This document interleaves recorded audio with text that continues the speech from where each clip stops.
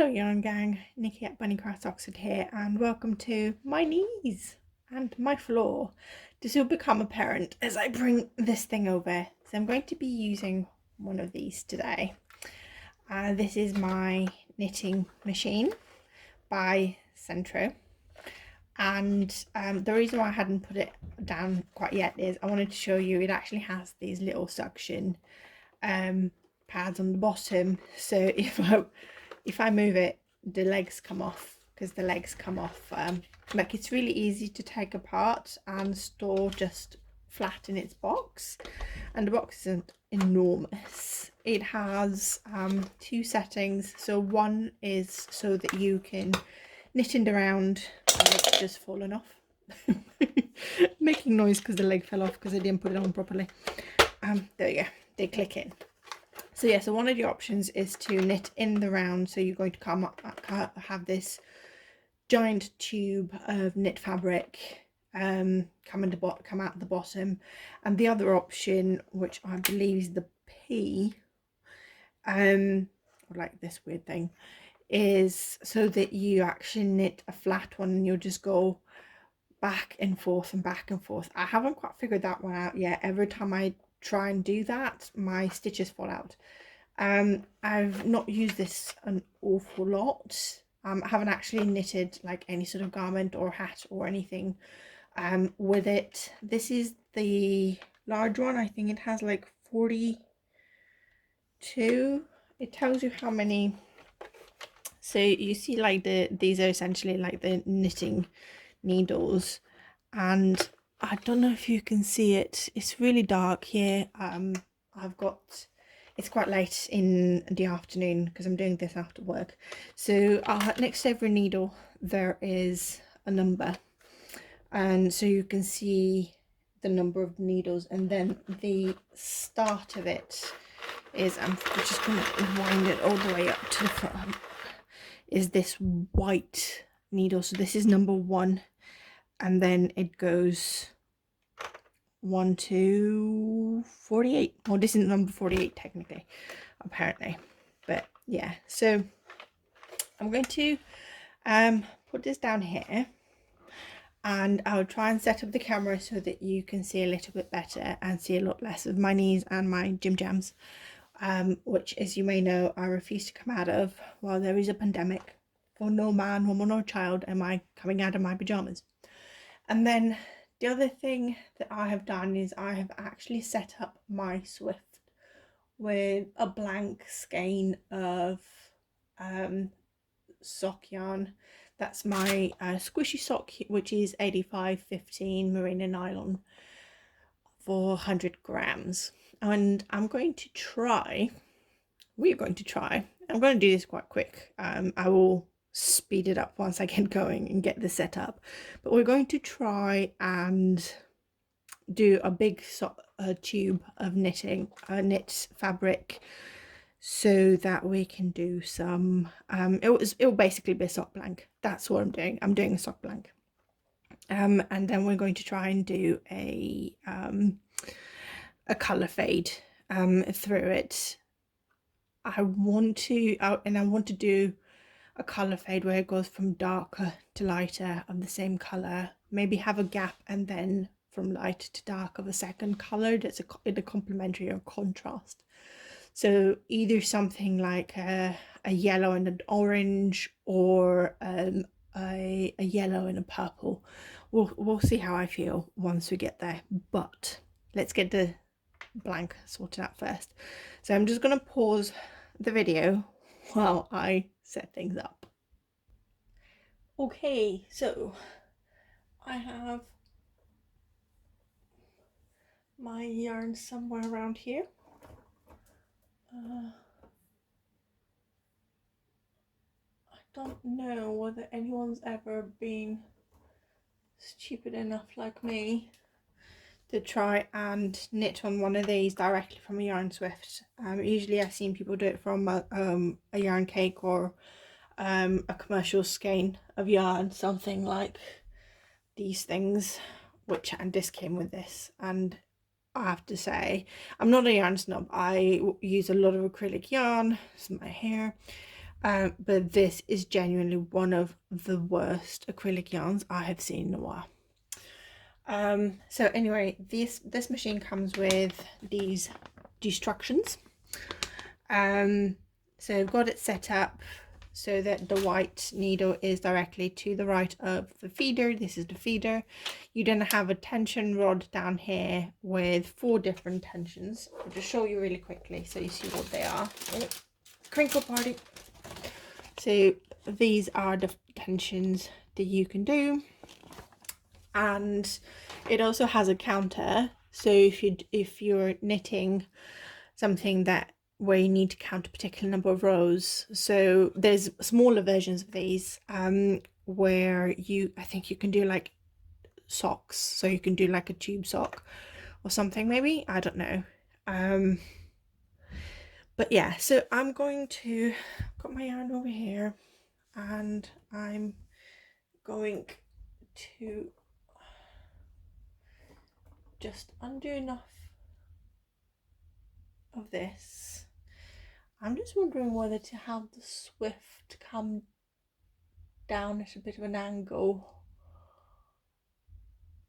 I'll be right back. Okay, so I had to move the camera away because you're going to see the mess that is my desk. But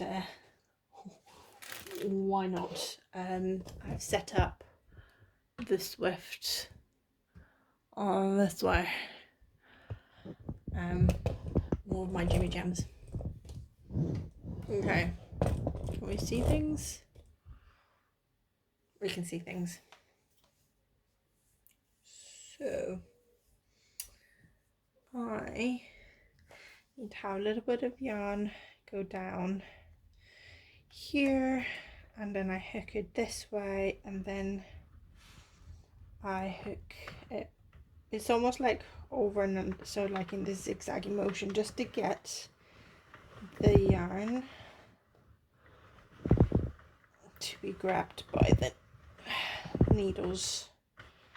I missed one. Did I miss one? No, I didn't.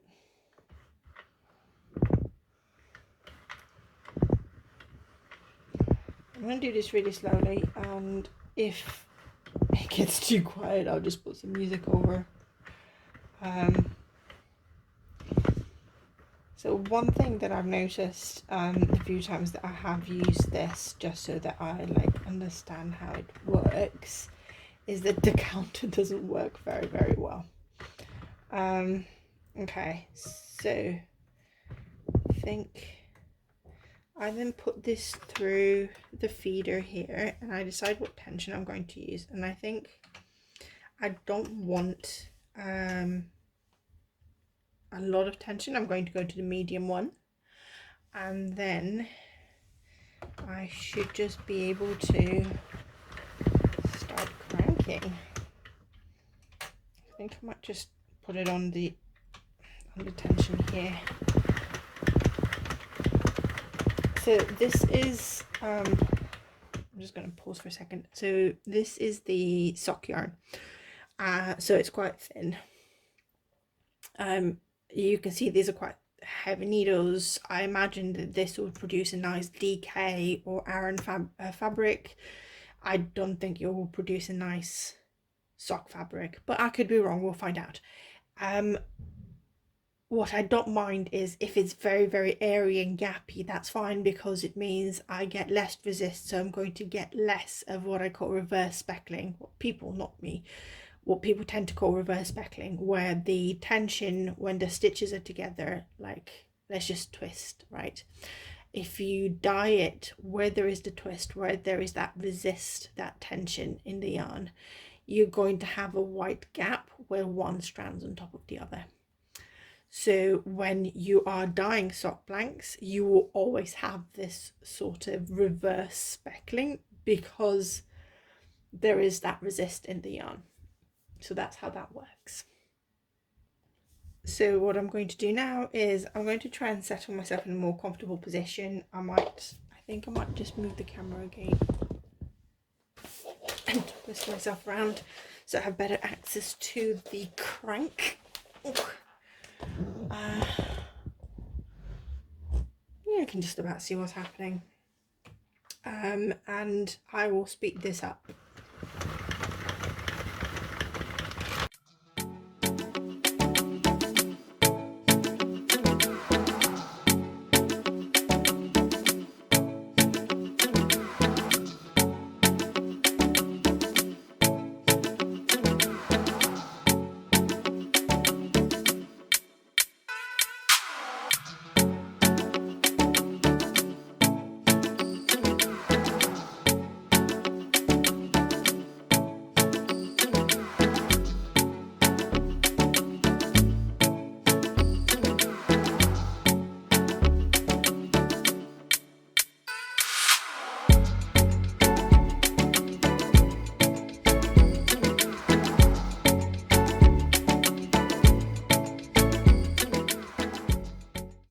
Right, I've done just under 100 rows. This is 94 rows. You can see there's quite a lot going on.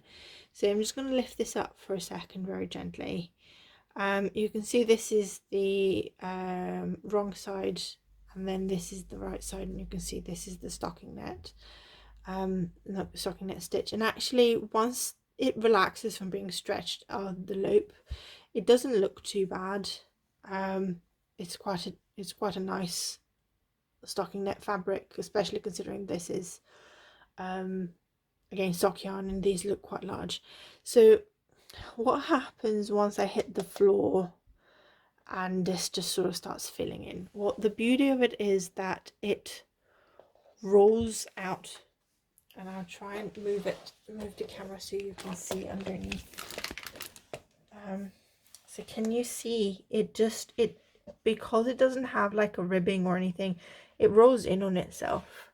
So what I do is precisely that. I just roll it up a little bit, so that, you know, it's like a little roly-poly, and then it's my little crank. I just keep going.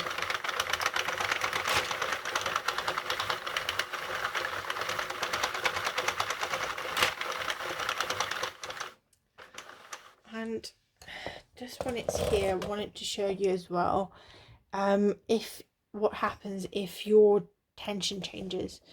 So can you see over here, it's like a little gap, and it's because either the row above or the row below, I haven't quite figured out how, is at a different tension and it's too tight.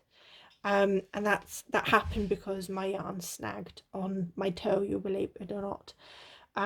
So this is why that little tension bit bobbin here is important, but also why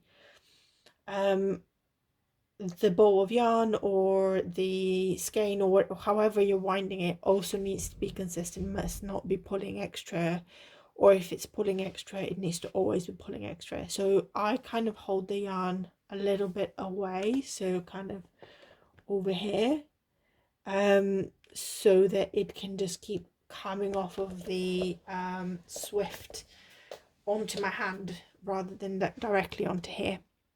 Because if it comes off this directly from the swift, it makes this go up this way, and it makes this too tight. And I'm worried about the yarn snapping or losing a stitch. So I'm going to keep rolling.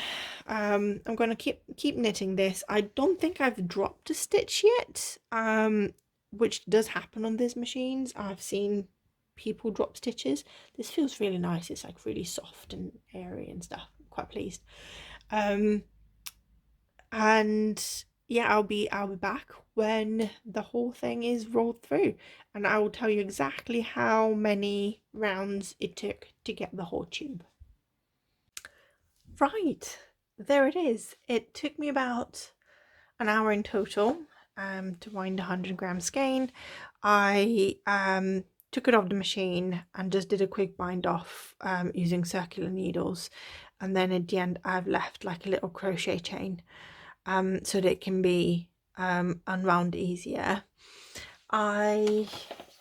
It took, let's have a look, stuck, 280 288 rows that we did on the machine. And you can see like here at the end what I mean about the tension, needing to keep the tension of the yarn when you're cranking it up the same. It's similar to keeping tension on your I mean, it's not similar, it's exactly the same, keeping tension on your knitting. So I'm just going to unwind the whole tube really quickly. Banging things. So this is the whole tube. It's quite long, so I'm going to go soak this, and then we're going to start some dyeing. I'm going to soak it overnight because it's quite late and I need to go and actually relax for a little bit. So, and also the light is awful, so I'm not going to be able to capture any true colors. But yeah, you can see like throughout the tube where my tension, where I've poured a bit too much or not enough on the yarn leader. But I mean, it makes a nice fabric. It's nice and drapey, and you got to remember this is a sock weight yarn. But yeah, it's nice and stretchy. So yeah, my tension, you can see my tension throughout this whole thing is just absolutely atrocious. But you know, I'm still learning to use the machine, and when it snags like on my toe, or like I don't notice the yarn snagging or something, I can't help it. But yeah, right, so I'm gonna go soak this overnight, and I'll see you tomorrow. Hey everyone, it's been a few days since you saw me do this sock blank, and it's been soaking. I mean, if I'm to be 100% honest, it's been a little bit more than a few days. It's been about a week. But you know, life happens, and it most certainly did. So you can probably see my shadows in the background. I'm just going to lift this a little bit. You can see there is a second catering pan on my hobs. So there we go. And then I'll put you back. it keeps dropping by itself. That's so funny. Okay, so this is really long, like really long. So the plan is that I'm going to find the center by putting the two ends together and seeing where the joint is. So this is the center, and I'm just going to grab one of my nylon zip ties, and I'm going to put it around the center, roughly around the center. And the reason for that is I'm going to dip dye each end, but I'm going to do it in two different colors. So one end is going to go into some fresh Cabernet that we've just dyed, that we've just mixed. This is a 1% stock solution. And then the other end is going to go into some blue. So this is, let me tell you which blue this is. This is Jacquard's Royal Blue. And while it's a beautiful colour, it's actually not as deep as I want it to be. So I'm going to attempt something, and that is to add a tiny bit of Jacquard's Fire Engine Red to the blue, which should deepen it without actually turning it purple. I say should. Because I'm dip dyeing, I'm not quite sure how these are actually going to break when they've been mixed, and whether we're going to end up with like some pinks or something towards the end. But that's not a disaster, because Cabernet is again in, I know it looks brown here, but I think this is heat activated. As soon as the heat hits it, it turns a beautiful sort of deep red shade. So yeah, so a lot of experimenting. As soon as I started filming, by the way, this is another one of my lunch break filming sessions, and as soon as I started filming, the skies opened and it's super grey outside, because it's not like you need light to film, is it? So because I'm working with solutions, I'm not going to need my respirator mask. When I mixed my solutions, I used my gloves, my respirator mask, I have my glasses on, I have safety goggles if I'm wearing my contacts. None of the equipment that you're going to see me use today is used for food. This is all specific for, especially for my dyeing.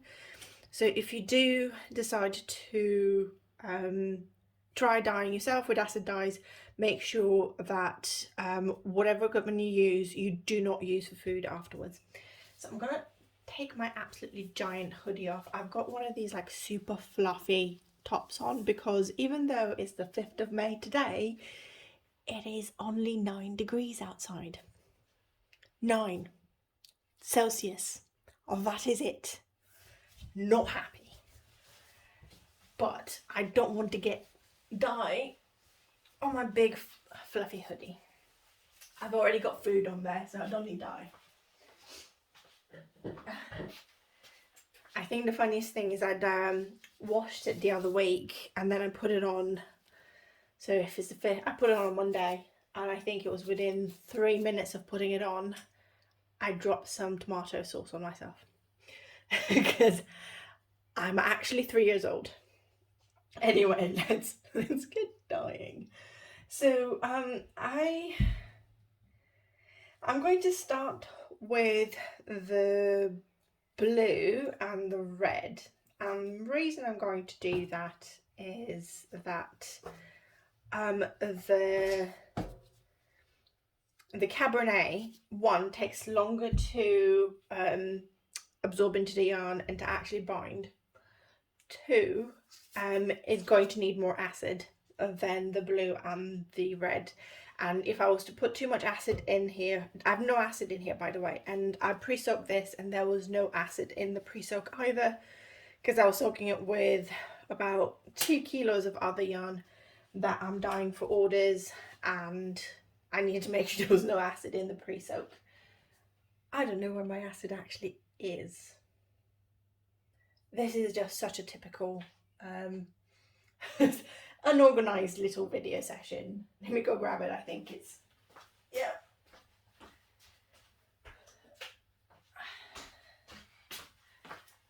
Other end of the room, because why would I need the one thing that's essential to dye yarn?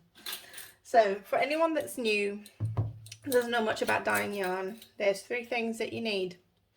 1, you need protein-based yarn, so that is anything like alpaca, silk, mohair, or just wool. So merino in this particular case, this is an 85-75 merino nylon.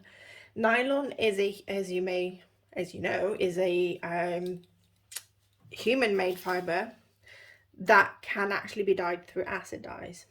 The other thing you need is acid. This is citric acid. You can use distilled white vinegar. I'm putting a whole tablespoon in here. It may seem like a lot, but there is 20 cups of water in this thing. It's full to the brim. And then the third thing you need is heat, which is why we're doing this in the catering pans. So while you can get the yarn to absorb the colour by doing what they call cold vat methods, you're still going to have to steam set, or if you have a microwave that is designated for dyeing, you can microwave things, although I'm petrified I'd burn the yarn if I was to microwave it. Or you can do what I do, just put it in a hot bath. So let me just again focus my camera onto here. So I'm thinking the skein that we turned into sock blank was 100 grams, so I'm going to be dip dyeing only 50 grams. I don't necessarily want this to be ridiculously dark in one end, but I also don't want it to be too light. So if I was to put 1/4 cup of my 1% solution, that's 59 milliliters. So that would mean I'm dyeing at 0.5% per 100 grams, so I'm still sticking to around 1% depth of shade. Depth of shade is how deep a colour the yarn will absorb based on the dye to yarn ratio, roughly.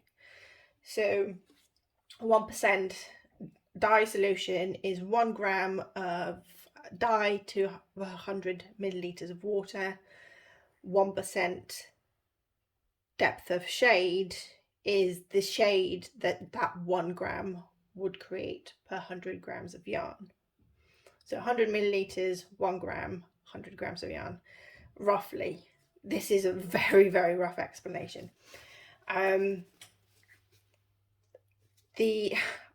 keep forgetting to mention this as well. So the other thing is that 1% depth of shade for one color of dye does not mean that you'll get the same concentration with a different type color dye. It's specific to that color that you're using. So in we go. Hopefully we're not going to regret this. I mean, when have I ever regretted doing anything? There's something floating in here. What is it? It's a little bit of hay. Okay, I reckon that has been tracked in from my garden.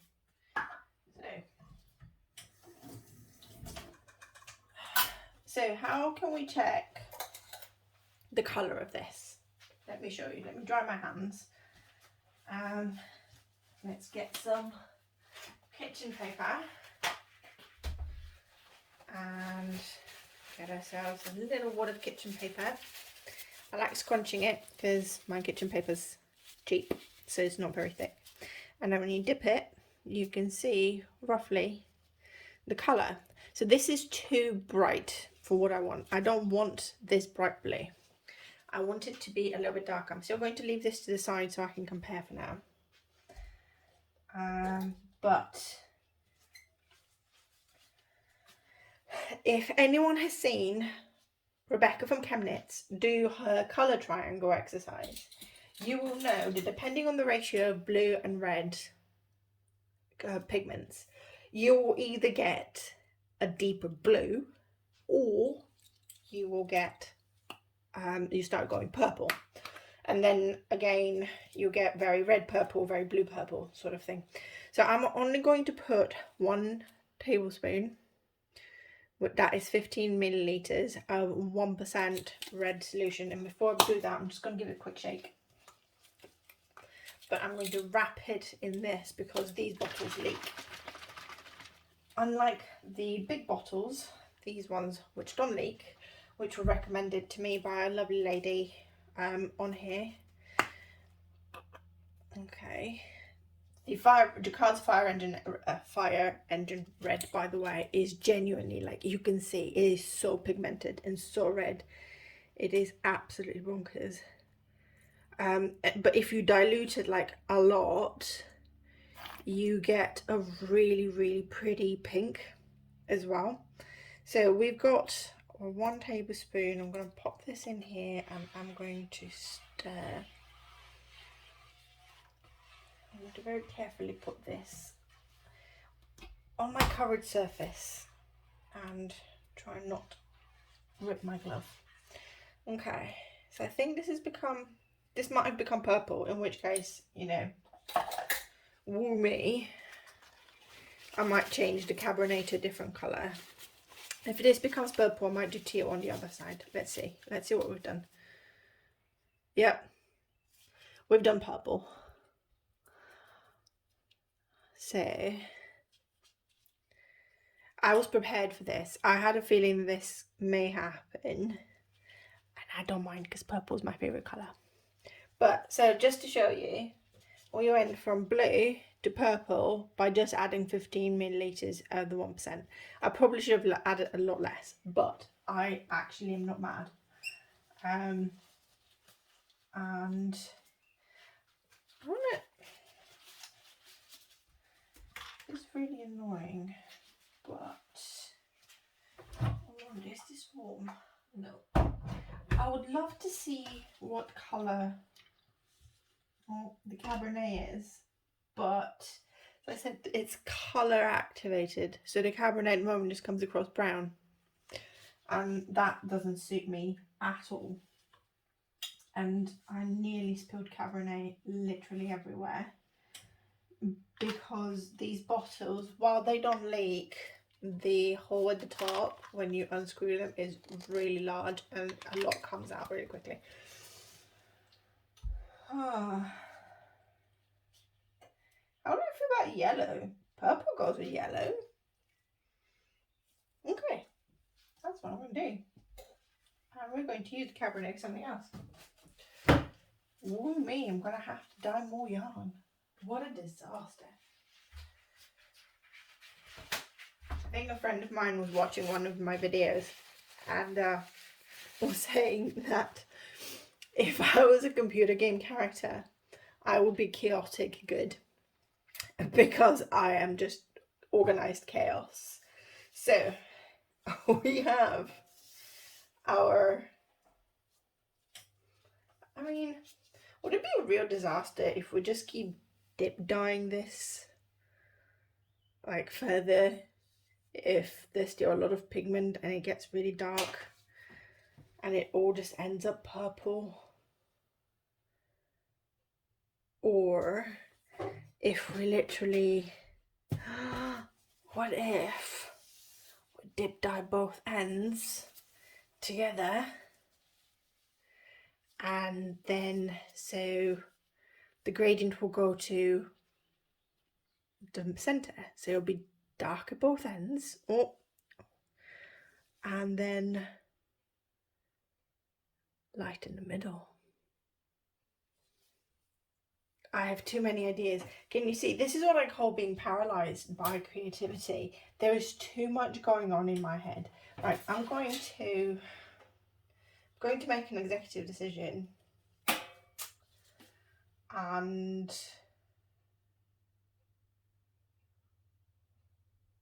yeah, I'm just going to start at one end, work my way through, and if I see, I'm going to hold, so I've removed the zip tie from the center. I'm going to hold this at where the center is, and then drape the rest of it over my arm, possibly my neck. And if I get to the center and I think there's still too much pigment left in the dye bath, then I'll just keep going. So here we go. We're dipping a little bit in, and then, oh, that is really pretty. And then just going to use my tongs to swoosh it around. And then lift it a little bit. Oh, it's going to be so dark at that one end. I'm really curious to see, because it's a finger weight yarn and we used the loosest possible, yeah, oh my god, look at how dark it's getting to the bottom. And then I think the red pigments are striking, but the blue will strike later, so it might go from purple to blue. We'll see. So as I was saying, because it's a fingering weight yarn, and when we wound it up, we used the loosest tension on the knitting machine. There is a lot of, you can see it's a really like gappy fabric, so I don't know whether that means that we're not going to get a lot of resist, and we're not going to get a lot of you get like a mold effect. Right,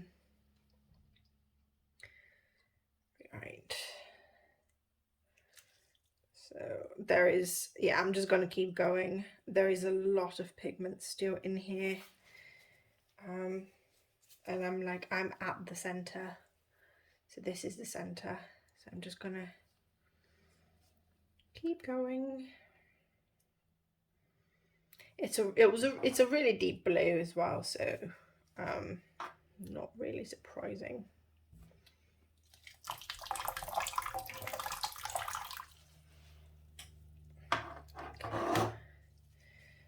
trying to go relatively slow as well, so that we do get some sort of gradient.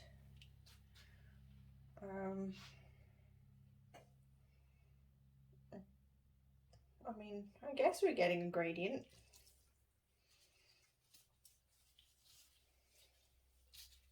This is so long. I'm honestly struggling with controlling it and not just dipping the wrong end in. Okay, I think I was going to say maybe we're clearing some of the bath, but nope, not even a little bit. I mean, it is becoming lighter.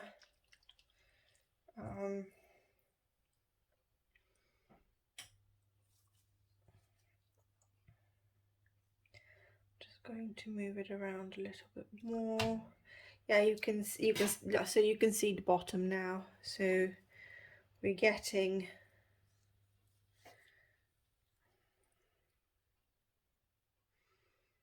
it'll be amazing if we can get some sort of like very, very, very gentle lavender / baby blue on the other end. Okay, last effort in here. I'm just going to move things around. It's a good thing that I like blues and purples, hey? Yeah, so we're getting like a really, really, really baby blue. I'm going to, because there's genuinely not a lot of pigment left in here and there's quite a bit of yarn, so I'm just going to drop it all in and just swirl it around. And oh, look at that, look at just the very, very soft blue versus the quite deep blue actually, so it kind of worked. So one thing we've learned, because we will do this again so that we get 2 different colours in here, is that we need a lot less pigment to get the yarn to do this beautiful gradient. Right. Oh, I love this. This is why I do this. It literally, I'm not kidding. It's, look at that. That is so, so dark and beautiful. This is going to be really hot. Oh, it's not that bad. I need to turn the heat up. Yeah, so this is actually dark blue, which is kind of what I was going for anyway. And then it goes through to this almost blurple, which is beautiful, and then ends in this powder blue, duck egg blue, sky blue. Let me know in the comments below what blue this is. I mean, we're gonna have to wait until it dries properly anyway as well, but yeah, I can't wait to see this dry and see how this works. I don't know whether to unravel this as well at the end, or to just list this as is. I'm very curious to see whether there's any. I don't think there's that much resist, so I don't think if I was to unravel this is actually quite hot now. I think you genuinely yeah, I don't think there's any resist. There's like, there might be tonality, but I don't think there's going to be any like white areas left because it's such a gappy fabric. So this is really, really exciting because they've actually preserved the tone. Oh my days, can you imagine how beautiful this would be in a shawl? Oh, so excited. Okay, I'm going to leave this. I'm going to turn the heating up just a little bit. And I'm going to leave it in here now. I don't think it needs any more acid because there's actually quite a bit of acid in here, especially for blue, but we'll see. And it's a pretty much, I mean, it's I mean, there's a hint of blue, but it's pretty much absorbed. So we're going to leave this in here for half an hour, just because I want to make sure it's properly sealed in. And of course, as soon as I turn the heating up, it's starting to make weird noises. And then we're going to put this through my spin dryer, and we're going to gently hang it up to dry.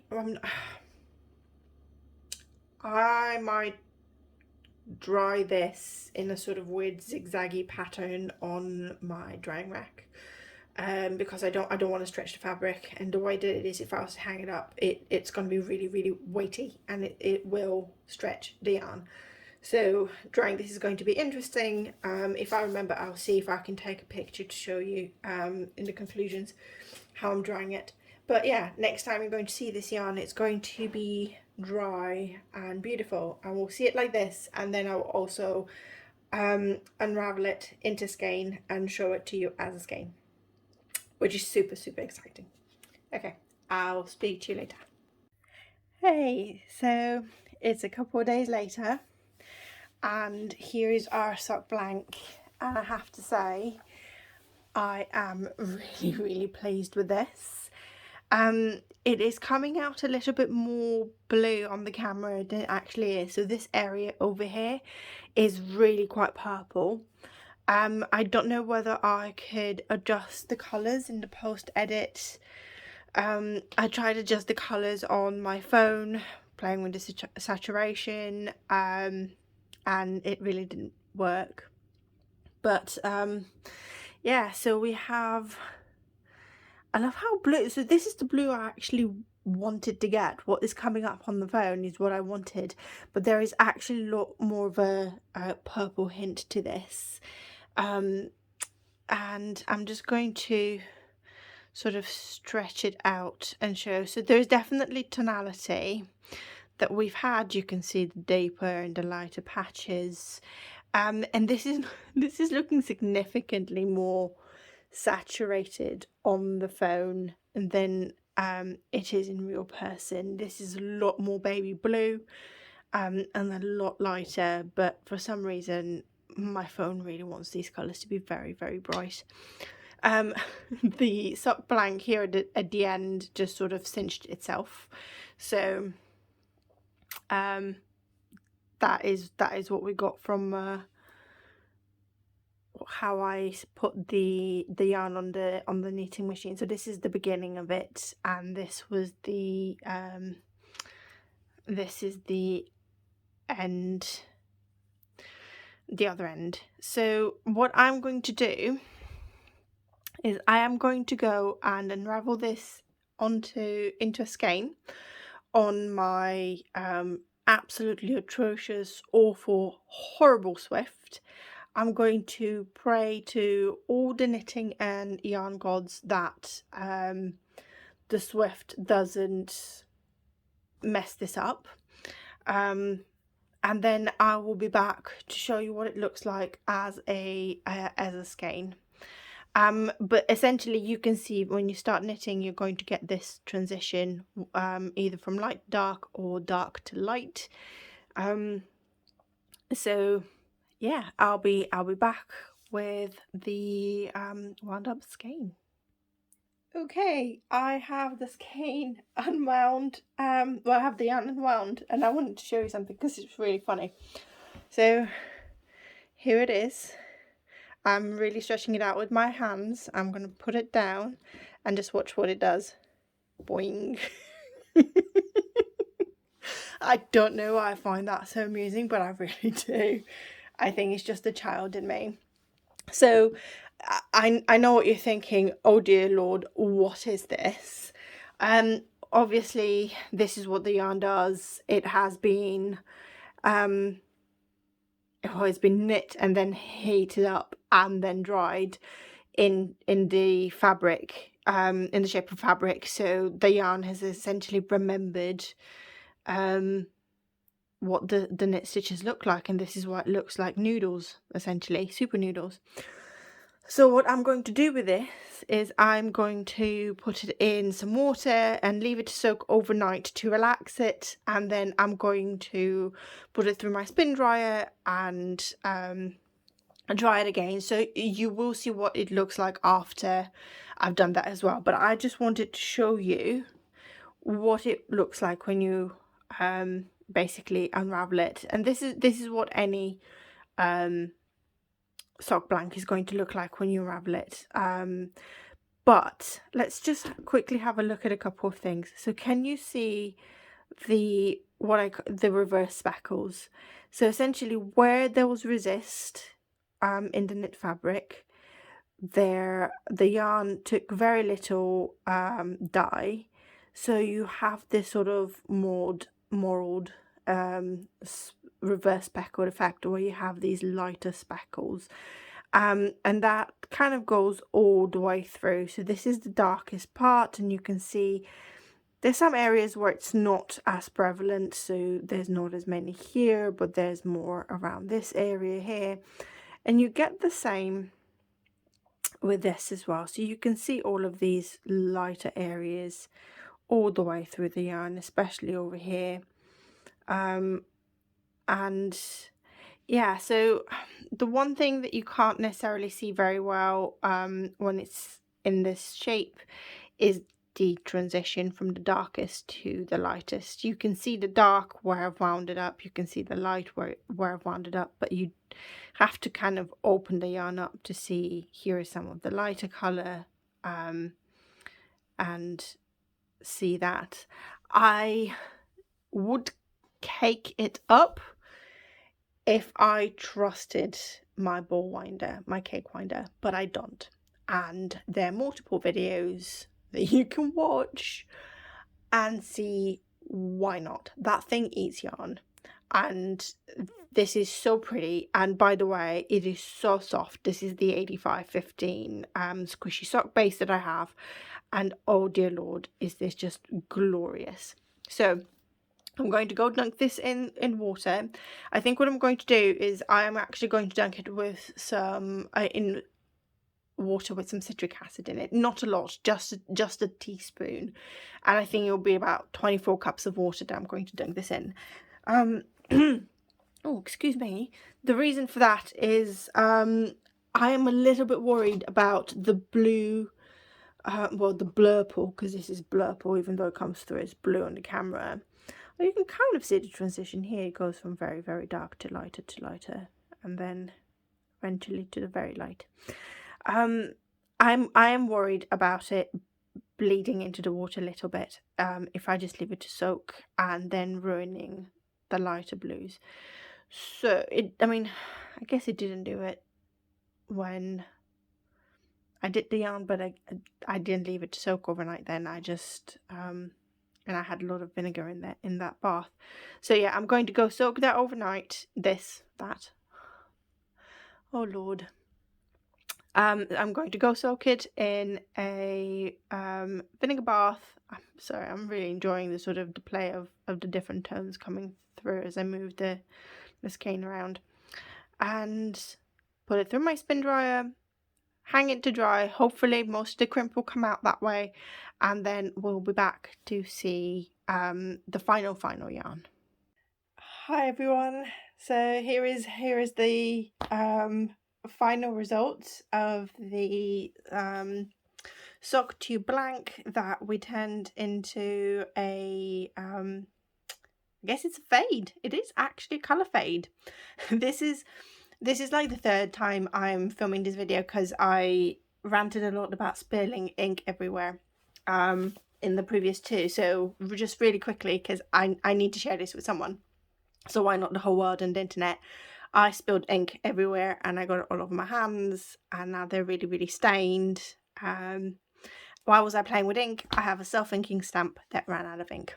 Right, I need to stop ranting about this now because otherwise I'm going to be filming this a fourth time. So, skein, look at this pretty, and look at those reverse speckles.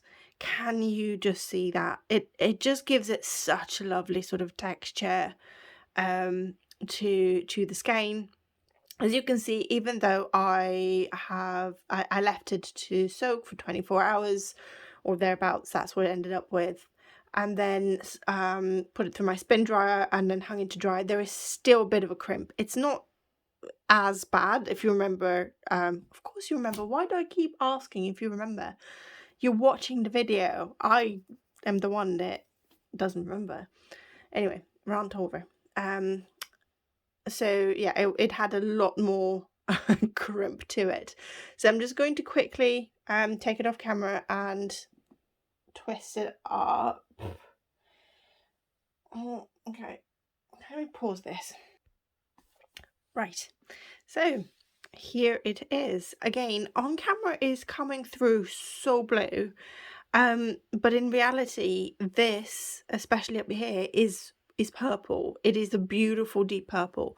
So I will try and go downstairs where I have a bit more natural light, because it's really grey out here at the moment, and see if I can take pictures to actually edit into the videos as well that will show off the natural colour of this, because these are blue. Like, this is actually almost true. It's a little bit more pastel than it's coming through on the camera, but this is not this navy blue. It is a dark purple, and over here it's not this sort of almost glazed blue. It is very much a deep lavender. But yeah, it's a beautiful skein. It is so soft. I absolutely love my squishy base, which is 85/15 merino nylon. So this skein will be on the shop. If you fancy it, be quick and go and grab it, because they do disappear quite quickly. And yeah, if you think so, do leave a message in the video below. Do you think that it is worth doing these sort of colorways in the shop, considering everything that you've seen, the amount of effort that you've seen goes into it? Doing these sort of skeins as shop updates where there's 10-15 of them available in one go, and then people fight Hunger Games styles over them. I don't know. I don't know, because it would be also really difficult to price this, because it's not just the dyeing, there's the additional winding it up, which takes time. As you saw, it takes an extra hour, and that's my time, and my time is not free. So I was just wondering, what do people think, or if there are any other dyers watching this, how would you feel about it? What would you do? I'm just really, really curious. As a new as a fairly new yarn dyeing business, there's a lot that I still don't know and that I'm learning. So any comment, any feedback, any constructive criticism, underline constructive here, anything that's mean or nasty will get deleted. Not that our community really does mean and nasty very often. I mean, I've seen a couple of interesting Instagram fights over people's political views, but each their own. But yeah, so do let me know what you think.